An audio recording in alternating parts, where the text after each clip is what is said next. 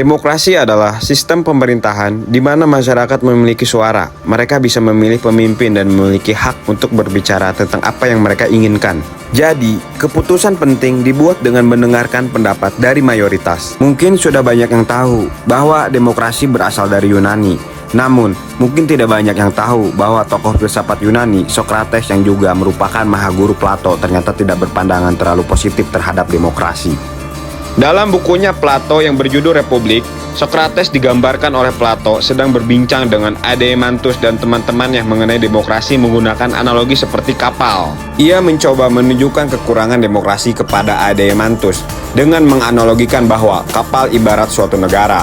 Bayangkanlah dalam sebuah kapal yang dikendalikan oleh awak kapal yang tidak terlatih. Semua kru di kapal ini memiliki pandangan yang berbeda-beda tentang arah mana yang akan dituju. Dan semua kru di kapal ini mempunyai hak untuk berpendapat ke arah mana kapal ini akan berlayar.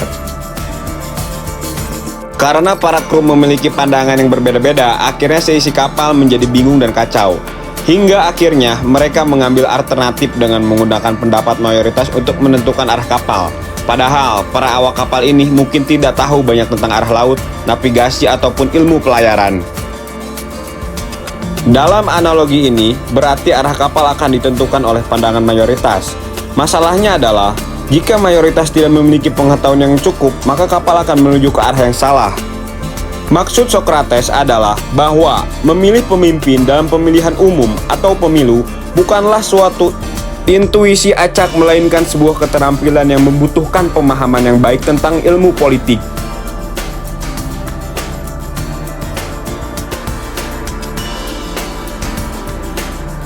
Socrates pribadi malah mengalami pengalaman buruk dalam secara demokratis menyerahkan nasib dirinya sendiri kepada mayoritas.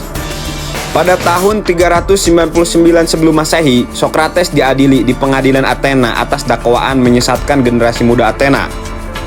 Sebuah dewan juri terdiri dari 500 warga Athena diundang untuk memutuskan Socrates bersalah atau tidak. Ternyata, mayoritas menyatakan Socrates bersalah dan dihukum mati dengan dipaksa minum racun. Socrates memang selalu mengkhawatirkan bahwa demokrasi yang lepas kendali bisa tergelincir menjadi demagogi. Demagogi yang artinya berasal dari kata demos, yang artinya rakyat, dan agogos, yang artinya dipimpin. Rakyat yang dipimpin secara demagogis berarti sama saja dengan dipimpin oleh seorang sesama rakyat yang tidak tahu cara memimpin secara tepat dan benar.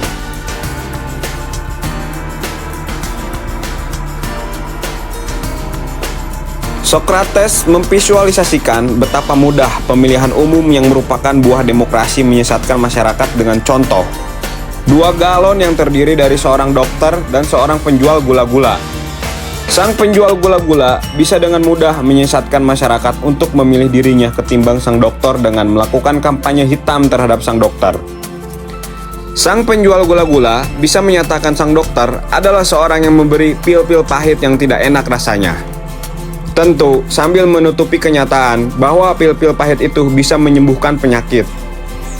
Dengan sambil menyarankan masyarakat makan gula-gula yang enak rasanya sambil menyembunyikan kenyataan bahwa gula-gula rawan membahayakan kesehatan dengan menimbulkan kerusakan gigi dan organ tubuh lain-lainnya.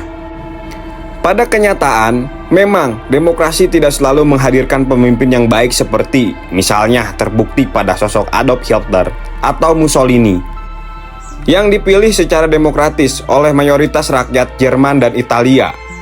Sementara sejarah membuktikan bahwa cukup banyak pemimpin kerajaan yang tidak dipilih secara demokratis seperti misalnya Balaputradewa, Airlangga, Hayam Wuruk, Mangkunegara I, Hamengkubuwono IX telah terbukti lebih mumpuni dalam memimpin rakyatnya ketimbang cukup banyak pemimpin yang dipilih secara demokratis. Terlepas dari pro dan kontra terhadap apa yang disebut demokrasi, terpaksa harus diakui bahwa sebagai suatu sistem politik, memang demokrasi memiliki sebuah kelebihan yang tidak tertandingi oleh sistem politik lain-lainnya.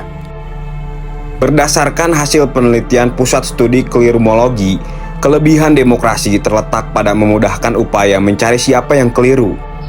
Maka, terpaksa harus diakui bahwa kelebihan demokrasi terletak pada sistem pemilihan umum.